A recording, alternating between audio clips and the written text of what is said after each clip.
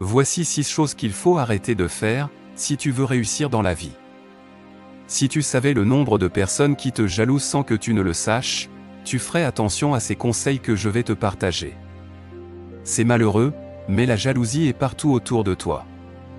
Le pire, c'est qu'il s'agit des personnes proches de toi, dont tu ne douterais jamais une seule seconde. Ils sourient quand tu réussis, mais au fond d'eux, ils sont dégoûtés. Et ils donneraient tout pour être à ta place. Méfie-toi des apparences, car certains arrivent très bien à cacher leur jeu. Numéro 1.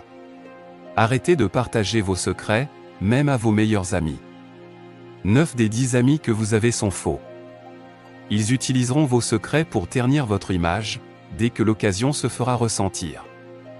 N'oubliez pas que, même les meilleurs amis peuvent trahir votre confiance et révéler vos secrets aux personnes qu'il ne fallait pas.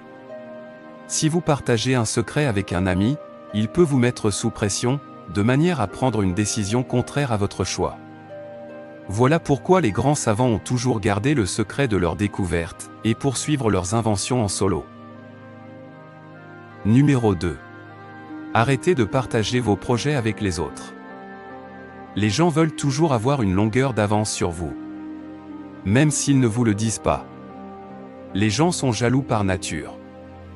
Pour une raison ou une autre, ils trouveront toujours un moyen de saboter vos plans, de peur que vous n'alliez plus vite qu'eux. Si vous partagez un projet innovant et unique, il y a toujours un risque que quelqu'un d'autre le vole ou le copie. En partageant vos projets, vous pouvez involontairement donner des idées à d'autres personnes qui pourraient les utiliser à leur avantage.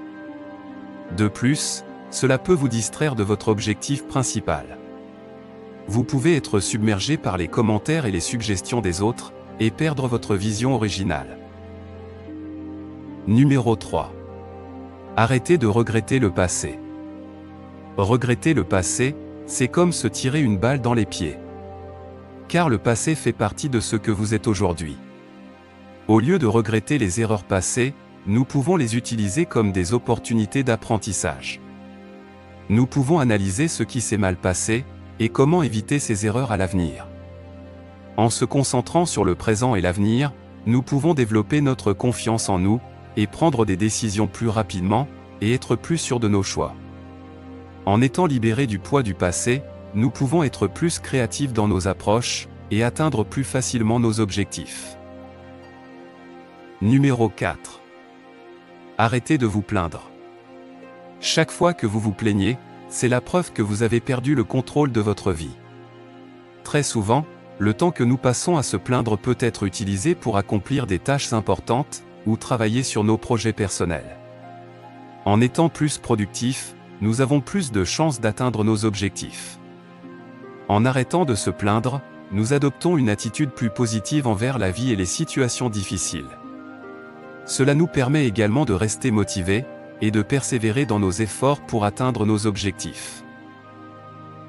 Numéro 5. Arrêtez de partager vos échecs avec les autres. Les gens utiliseront vos échecs passés pour saboter votre positivité, et votre état d'esprit. Partager nos échecs avec les autres peut entraîner une perte de confiance. Car cela peut nous faire sentir vulnérables et exposés. En partageant nos échecs avec les autres, il est possible qu'ils commencent à nous comparer à d'autres personnes qui ont réussi dans le même domaine. Ce qui peut influencer négativement notre état d'esprit. Cependant, il est important de noter que partager nos échecs avec les autres peut également être bénéfique.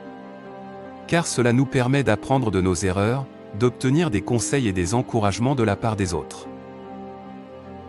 Numéro 6. Arrêtez de partager vos faiblesses. Les gens utiliseront n'importe quoi pour vous faire trébucher, afin de pouvoir rire derrière votre dos. Ils utiliseront vos faiblesses contre vous, dès qu'ils en auront l'occasion. Certaines personnes peuvent utiliser vos faiblesses contre vous pour leur propre bénéfice. Ils peuvent essayer de vous manipuler ou de vous faire du chantage, en utilisant ces informations contre vous.